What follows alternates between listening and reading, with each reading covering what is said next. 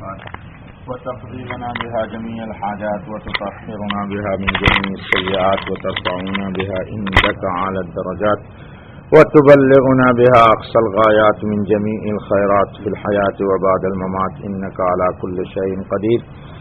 رب اشرح لي صدري ويسر لي أمري واحلل عقدة من لساني يفقهوا قولي. رب اشرح لي صدري ويسر لي أمري واحلل عقدة من لساني يفقهوا قولي. رب اشرح لي صدري ويسر لي أمري واحلل عقدة من لساني يفقهوا قولي. یا رب زدنی علما سبحانک لا علم لنا الا ما علمتنا انک انت العلیم الحکیم. یا حی یا قیوم برحمتک استغیث ولا تکلنی الی نفسی طرفۃ عین ولا اقل من ذلک. اللہم برحمتک اصلح لی شانی کلہ. دوستو بزرگو، کل تک ہم لڑکپن کی عمر میں تھے. دھیرے دھیرے شعور بڑھتا گیا، عمر بھی بڑھتی گئی. پھر ہم جوانی کے مرحلے میں آ گئے. بچپن میں ہمارے اوپر کوئی ذمہ داری نہیں تھی الا یہ کہ کھایا کھیلا اور بے غم زندگی سو گئے. بچوں کے سلسلے میں کہا گیا ہے کہ یہ بے تاج کے بادشاہ ہوتے ہیں. تاج تو نہیں ہوتا ان کے پاس، لیکن یہ کیا ہوتے ہیں؟ بادشاہ ہوتے ہیں. جوانی آئی، والدین زندہ تھے. انہوں نے اپنی ذمہ داری کو محسوس کر کے کچھ چیزوں کی ذمہ داری ہم پر عائد ہو گئی. مثلا شادی ہو گئی. کسی خاتون کو ہم نے اپنے نکاح میں قبول کر کے اس کے 3 فریضے کا اپنے ذمہ عہد کیا اللہ سے کہ یا اللہ، یہ جو لے جا رہا ہوں میں فلاں کی بیٹی کو، اس کو کھانا دوں گا، مکان دوں گا اور اس کو رہائش دوں گا. جیسی میری زندگی ہوگی ویسی اس کی ہوگی. اس کی تمام ذمہ داری مجھ پر ہوگی، میرے باپ پہ نہیں ہوگی. یہ سب آپ لوگوں کا، ہم لوگوں کا بھول ہے کہ شادی کر لینے کے بعد بھی ہمارے بیوی کی ذمہ داری ہمارے نکاح کا قبول کا مطلب یہ ہوتا ہے کہ ہم نے غیر کو اپنے ذمہ میں قبول کر لیا. ٹھیک ہے دوستو، وہ موضوع نہیں ہے، میں بیچ میں بات بتا دیا. اس کے بعد جوانی دھیرے دھیرے ختم ہوتی گئی اور ہم اب بڑھاپے کی طرف آ گئے. اس بڑھاپے کے بعد بھی ہماری اب زندگی ٹھہری ہوئی نہیں ہے، بلکہ زندگی رواں دواں چل رہی ہے. پھر ایک وقت آئے گا کہ یہ تمام علائق و خلائق سے آپ کاٹ دیے جائیں گے اور مکمل آپ کا تعلق اللہ سے ہو جائے گا. دوستو، مسئلہ وہ نہیں ہے. مسئلہ یہ ہے کہ جس طرح ہم کو ہمارے والدین نے دین پہ چھوڑا، اللہ ان کی قبر کو نور سے بھر دے. بہت بڑا کرم ہے، اللہ کا احسان ہے. میں ذاتی طور پر اللہ کا شکر ادا کرتا ہوں. اسکول میں پڑھتا تھا، اردو میڈیم سے 7 کلاس تک پڑھا.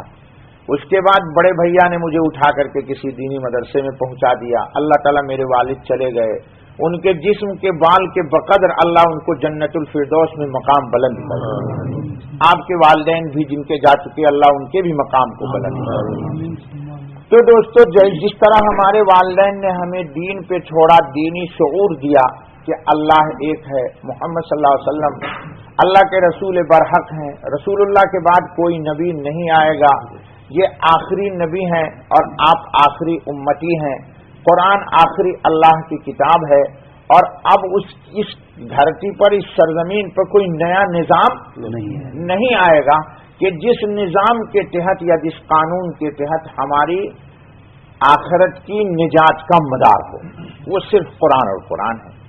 تو مسئلہ یہ ہے دوستو کہ ہر باپ کی ذمہ داری ہے، ہر باپ کی ذمہ داری ہے کہ جس طرح ہم دنیا کے سلسلے میں اپنی اولاد کی بہتری چاہتے ہیں، ہر باپ چاہتا ہے ہم میں سے وسائل نہ ہو جن کے پاس، جو مسائل میں گھرے ہوئے وہ بھی بیچارہ چاہتا ہے، اور جو وسائل کے ساتھ ساتھ مسائل ان کے اوپر کچھ بھی نہیں ہے، وہ تو چاہتا ہی چاہتا ہے کہ کراچی میں، بامبے میں، انڈیا میں، دبئی میں، بنگلہ دیش میں کہیں بھی رہے، اس کے بچے بہت ہائی ٹپ لیول کے اسکول یا کالج میں ان کے بچے پڑھیں.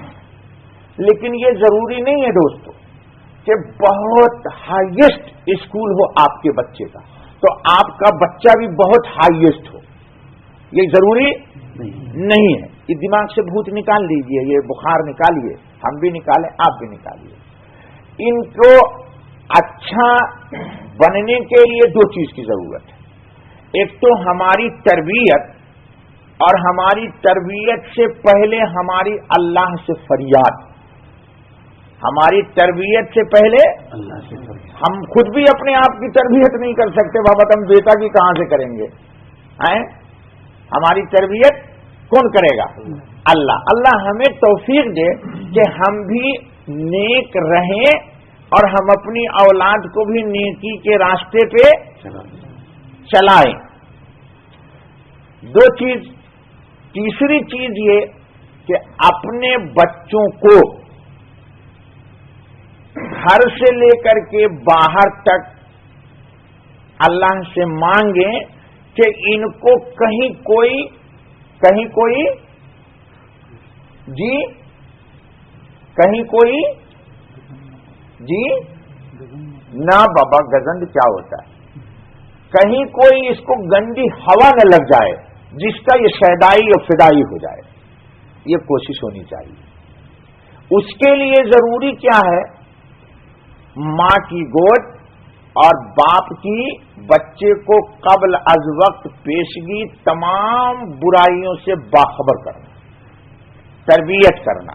بھائی ان لوگوں کے ساتھ رہنا ہے، ان کے ساتھ نہیں رہنا ہے، یہ کرنا ہے، یہ نہیں کرنا ہے. اور پھر اس بچے کا بھی اپنے ماں باپ کی بات کو قبول کر کے، یہ صرف فضل الہی سے ہوگا. ہم عام طور پر مثال دیتے ہیں. ابھی 2 دن 3 دن پہلے ایک صاحب بہت غمگین تھے اسی مسئلے میں. اولاد کا غم بڑا غم ہے دوستو.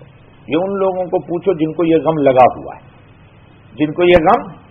اکثر بیچارے یہ جو خلیجی ملک میں رہنے والے ہیں، جن کے بچے یہاں ہیں یا جن کے بچے وہاں ہیں، جن کے بچے وہاں ہیں وہ تو بیچارے اور پریشان ہیں.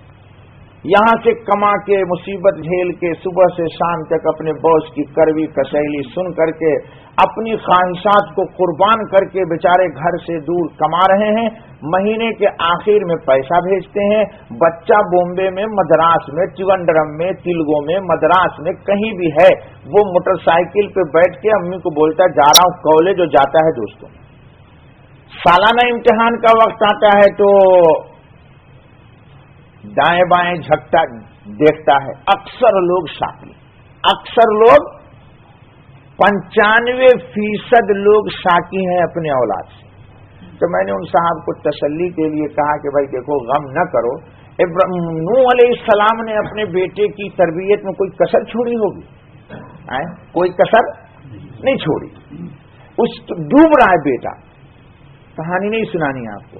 باپ کی شفقت بل بلا رہی ہے، کہہ رہا بیٹے آ جا، جی آ جا میری کشتی میں سوار ہو. وہ کہتا ہے نہیں بابا تمہارا دماغ خراب ہے، میں پہاڑ کی چوٹی پہ چلوں گا. اللہ تعالی کی عصمت کی کشتی میں نہیں آ رہا ہے، وہ پہاڑ کو دیکھ رہا ہے کہ پہاڑ کی بلندی اللہ کی قدرت سے بلند ہے. استغفر اللہ ثم استغفر اللہ. آج کل ہم لوگوں کا یہی ہے. خیر، نوح علیہ السلام دیکھ رہے ہیں اور بیٹا غرق ہو رہا. کیا بیٹی ہوگی نوح علیہ السلام پہ، کتنا اضطراب آیا ہوگا. یہ اضطراب تو بیٹا کے غم کا تھا ہی تھا. قرآن نے ایک اور بھی حقیقت کہا دی، ادھر اللہ تعالیٰ بھی ناراض ہو گئے. نوح علیہ السلام نے کہا کہ یا اللہ انکا آپ نے وعدہ کیا ہے کہ انہ من اہلی، کہ میرے اہل کو نجات دیجیے گا. اللہ نے کہا یا نوح انی اعیذک ان تکون من الجاہلین، خبردار جب تم نے یہ کوشچن کیا ہے کہ میرے بیٹا کو نجات دو، یہ تو تیرا اہل نہیں ہے. نوح علیہ السلام فوراً اللہ کی طرف رجوع کر کہا بیٹا کمبخت غرق ہو تو ہو لیکن وہ تو ناراض نہ ہو. اب وہ غرق ہو تو ہو لیکن وہ اگر وہ ناراض ہو گیا تو میں بھی غرق ہو جاؤں گا. فوراً اللہ کی طرف رجوع ہو گئے، فوراً اللہ کی طرف رجوع ہو گئے. آج کل جو دوستو حالات ہیں، یہ خطبہ 1 مہینہ پہلے بھی آیا ہے. سال میں 3 دفعہ 4 دفعہ 5 دفعہ یہ خطبہ آتا ہے. ٹھیک کیوں آتا ہے؟ ایسا نہیں ہے، اوقاف کے پاس شکایتیں آتی ہیں، منسٹری وزارتوں میں بائی ہینڈ لوگ ٹیلی فون پر دیکھیے شکایت کرتے بھائی میرا بچہ یہ ہے، میرا بچہ یہ ہے، میرا بچہ ہے۔ اصل میں معاملہ کیا ہو گیا دوستو، ہم اپنے بچے کی یا آپ اپنے بچے کی اسی وقت نگرانی کر سکتے ہیں جتنی دیر وہ میرے گھر میں، اب گھر سے نکلا تو وہ اللہ یہ ایک طاقت زبردست ہے، وہ ہے آپ کے پاس، کیا وہ کیا ہے؟